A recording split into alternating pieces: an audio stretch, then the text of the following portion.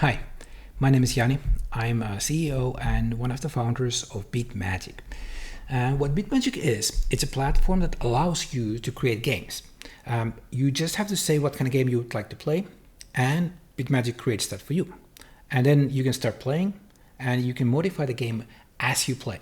You just say what kind of changes you'd like to make, and Bitmagic will do that. And if that sounds pretty amazing, then let's see how it all works. So let's take a look at Bitmagic. I'll show you a little, clips of a play session that I just did and explain as we go. So first of all, the engine creates the game based on the description. It creates the 3D world, the background story, and adds some gameplay elements. There's some enemies there. There's some collectibles. There's a goal, an actual goal that you need to reach, but we're not going to get to that yet. In this case, I'm looking for a gun because I know there is a gun, a plaster gun, which allows me to destroy the world. Because that's what I'm about to do now. I want to show you the physics engine we have here because even though it's fun to play the games by the rules, like for example opening a door with a key, it's also a lot of fun to just go ahead in a destruction mode and just blast everything. Like for example here, for no reason at all, I decided to destroy the walls. I'm basically showing off what you can do here, but when you create a game, so obviously you can choose whether or not you allow destruction of objects. But sometimes, especially early on, because we can't do like super complicated games yet, this acts as sort of like a sandbox, where you can create things and then you can go and destroy those things and rinse and repeat. That alone is very, it's fun and it's actually very relaxing. Basically, everything in this world has been created on the fly. So when we start the game, the scene is empty. It's a blank sheet. There's nothing there. Everything has been created for this game session alone, which means that every time you start over, it'll be different. And whatever you add there, you can also remove, you can destroy, you can have fun with. Everything you have here is because you asked it to be there. The next time you play, it could be something completely different. So what the engine does, it helps you make sense of the world. You can ask, like I asked for an ancient Roman thing, but as you can see, there were some vehicles there. So you can mix and match. You can do something that doesn't make sense necessarily because hey, it's your game. But you can also control the world. You can control the weather. You can control the time of day. You can control the season. It can be winter. It can be summer. It can be raining. It can be night, day. Up to you. And instead of having to set the light setting and tune where the sun is and all that, all you have to do is say, make it night, make it day, whatever, all that happens by words.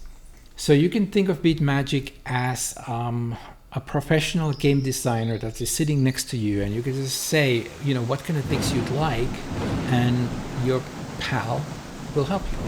At this point, Bitmagic is still early on. I'd say it's some sort of like an early alpha version where you can create the worlds, you can create a lot of stuff in the world. We're still limited in a way that we don't have too many different types of objects there, and there's limitation of what type of things you can do. The gameplay is not necessarily quite there yet.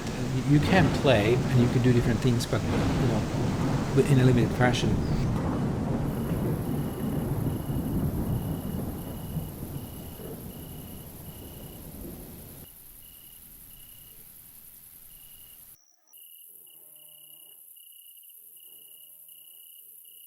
Okay, so now that we are back in the morning and we can see something, let's try something else. You can just like you can adjust the weather, you can also ask to create different kind of objects. You can create, you can ask for anything. The engine doesn't necessarily know how to do everything, so sometimes what happens is that it just creates a placeholder instead of the object that you just created. Like in this case, it doesn't know how to make a hammer, So it creates a box here, which approximates the size and shape of the actual object, so that if you save this and then you load it up later on, it'll be replaced by the real object once that has been added to our asset catalog. And sometimes it makes kind of funny mistakes. Like in this case, I wanted to do a tank, but it added a gas tank, which is, correct, but incorrect. So then I'll ask with different words, so, be more specific, and then it gets it right. So it is, you just need to try out different ways and, experiment, have fun. So let's try something else, another type of world, another type of experience. This is more like it's a fantasy setting. You can see I'm an elf. The whole scenery is different. It's more like a fantastical fairy tale world. And what I want to do here now is I want to set up some sort of like a photo opportunity to see how we can create like as pretty scenery as possible. The time of day, I'd say it needs to be a little bit earlier in the day. I like the glow, but then everything else gets too dark. So now maybe a little bit earlier. If we go a little bit earlier, I think we're going to get the perfect balance of still having a little glow, but then the background is going to have just enough light that it makes a pretty perfect shot. And yeah, there we go. I think it's good now. I think it's pretty. I'd like to play this game. It looks like a game I would play. So this is Bitmagic. This is in a very nutshell a glimpse of what you can do with it. We're opening up access next week at Slash in Helsinki. So if you want to play, go to our Discord, join our Discord server. The link is going to be somewhere in the description, and